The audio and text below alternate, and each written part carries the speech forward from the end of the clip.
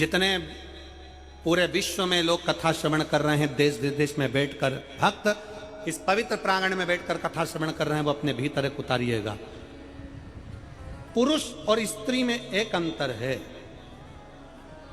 पुरुष जब भगवान के मंदिर में जल चढ़ाता है, जल अगर चढ़ा रहा है तो वह अपने माता पिता, अपने नाना नानी को पार लगाता है, दादा दादी को पार लगाता है। पर शंकर के मंदिर में अगर कोई स्त्री, कोई नारी, कोई लड़की, कोई कन्या, कोई बेटी, कोई माँ, कोई वृद्ध भी अगर शंकर के मंदिर में एक लोटा जल चढ़ा रही है तो वो अपना मायका और अपना ससुराल दोनों की 71 पीढ़ी को पार उतार देती है।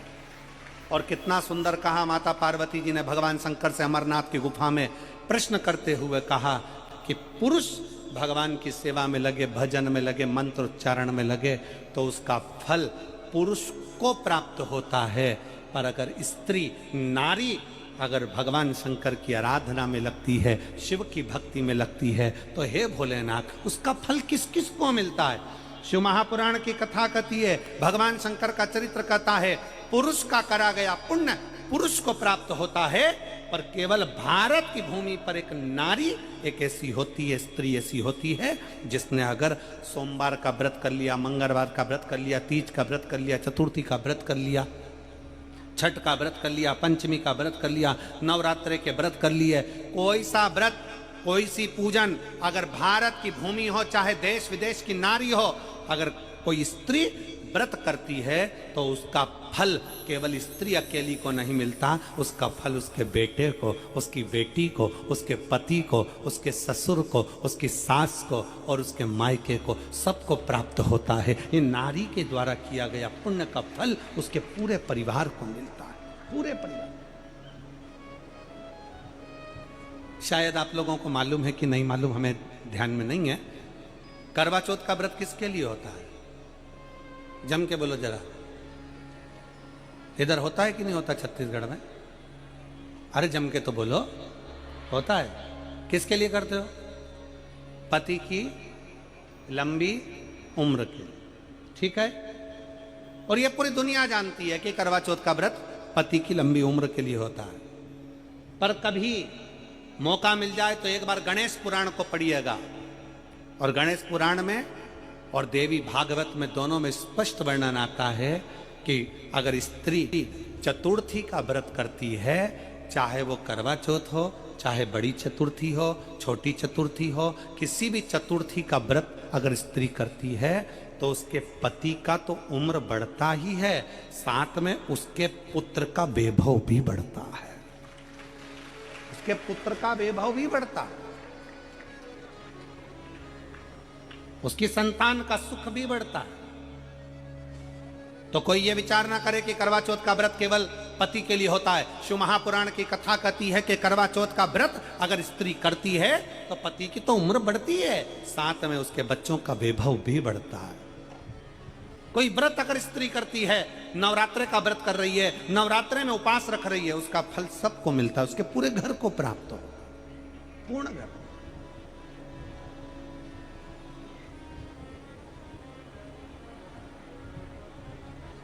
शिव तत्व,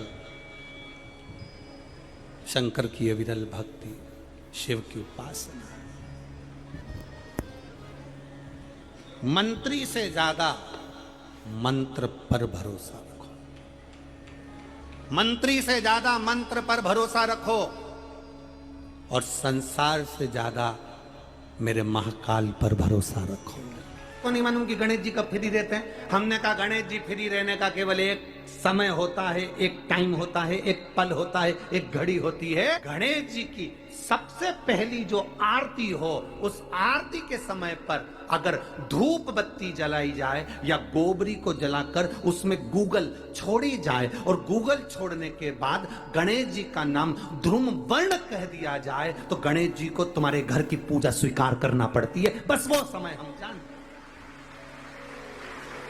हम तो बस उतना जानते हैं कि शिव महापुराण में लिखा और मुद्गल पुराण में लिखा, गणेश पुराण में लिखा, गणेश जी का एक नाम होता है ध्रुम वर्ण। क्या नाम है? ध्रुमवर्ण गणेश जी का एक नाम होता है। जब हम धूप जलाकर और धूप लगाने के बाद में गणेश जी की सबसे पहली आरती करने के पहले अगर हम सबसे पहली आरती गणेश जी की कर रहे हो, अपने घर में स्थापना कर रहे हो, बिठा रहे हो, और तुम चाहते हो कि गणेश जी मेरे घर में आके मेरी पूजा को स्वीकार करें और जो मांगू मेरा गणेश मुझे दे 10 दिन के अंदर, तो पहला नाम लेकर पुकार लेना, ध्रुमवर्ण विनायक, बैठो, बस काम हो गया। वो फ्री होकर आता, वो बैठता, अलमस्तता में बैठता। अब वो हमसे पूछे समय क्या है, हमने कहा देखो हमारे को तो मालूम नहीं, बस इतना जरूर जानते हैं कि ध्रुमवर्ण नाम के मेरे विनायक, जो जिनके शरीर से भक्तों के ताप मिटाने के लिए अग्नि तेज निकलता रहता है, जिनके शरीर से धुएं की भांति अग्नि प्रकट होती रहती है। अग्नि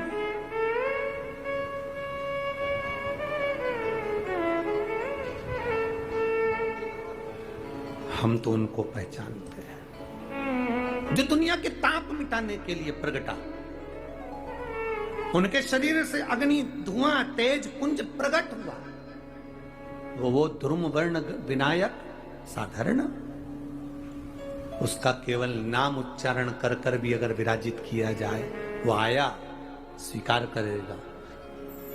10 आप अभी तक बिठा लेते थे, सिद्धि विनायक आओ, मयूरेश्वर आओ, भगवान को बल्लेश्वर पधारो, आपने बुलाया, आया, वो बैठा, वो ऐसा नहीं कि नहीं बैठा, पर हमें समय का भान नहीं हो पाया। हम किस समय पर भगवान को रिझाएं? परमात्मा को रिझाने का कोई समय होता है? भगवान को तो जब तुम्हारी मर्जी पड़ जाए, जब तुम्हारा दिल कर जाए, तब मेरे भगवान को रिझाने का प्रयास करो, वो तुम्हारे करीब में आकर बैठ जाएगा। जब तुम्हारा मन पड़े, जब तुम्हारी मर्जी पड़े।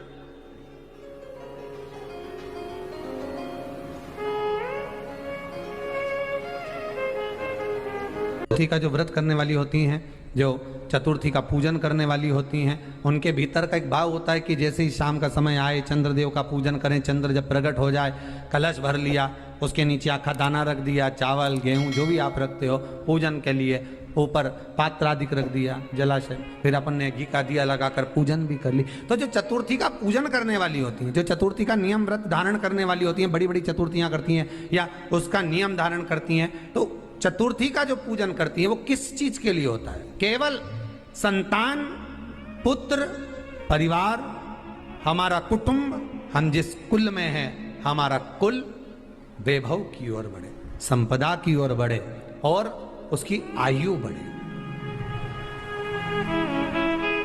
उसकी आयु बढ़े, वैभव बढ़े। बहुत ध्यान दीजिएगा महाराज, चतुर्थी की पूजन में जो आप आखा दाना रखते हो, गेहूं वगैरह कुछ भी जो रखते हो, उसकी बड़ी महत्वता होती है महाराज। यहां तक कहा गया है, चतुर्थी की कथा तो आप लोग पढ़ते होंगे, जो लोग पढ़ते हैं उनको मालूम होगा, चतुर्थी की कथा में लिखा है, चौथ माता के व्रत में वर्णन किया गया है कि वो आखा दाना जो रखा जाता है, मान लो कोई जरूरी काम होता है तभी आखा दाना को रखा जाता है, संभाल के रखते हैं कि हम इस काम के लिए जा रहे हैं और हमारा ये कार्य सफल होना चाहिए। तो जिसने चतुर्थी का व्रत करा है, जिसने चंद्रदेव का पूजन करा, चतुर्थी का व्रत करा, वो गणेश जी से विनती करके वहां से 2-4 आखा दाना उठा ले, और जो व्यक्ति का काम अटक रहा है अपने ही घर का, पर दूसरे कुल को नहीं देना, अपने ही कुल के अंतर्गत जो काम अटक रहा है उसकी जेब में, उसके पल्लू में उस चीज को रख दिया जाए। तो चतुर्थी जो अगली आती है, जैसे आप महीने की करते हो तो महीने की, और आप जैसे करते हो कि 4 अलग बड़ी बड़ी चतुर्थी करते हो, तो उसके अनुसार आपका कार्य सिद्ध होता ही है। उस आखे दाने का इतना महत्व होता है क्योंकि चतुर्थी का व्रत करने वाली माता जब व्रत करती है तो स्वयं चतुर्थी की कथा में लिखा हुआ है कि पार्वती जी गणेश जी से चतुर्थी की कथा बचवाती। चतुर्थी की कथा बाची किसने थी? स्वयं गणेश जी महाराज ने। और सुनी किसने थी? माता पार्वती। बाचने वाले गणेश जी थे, सुनने वाली माता पार्वती थी। तो चतुर्थी की कथा जब होती है तो उसको स्वयं गणेश जी बाच रहे हैं। तो व्रत कौन सुन रही है? माता पार्वती। और आपने जो आखा दाना लिया वो गणेश जी के भाव से लिया, गणेश जी से निवेदन करके, विनय करके, प्रार्थना कर उसको प्राप्त किया।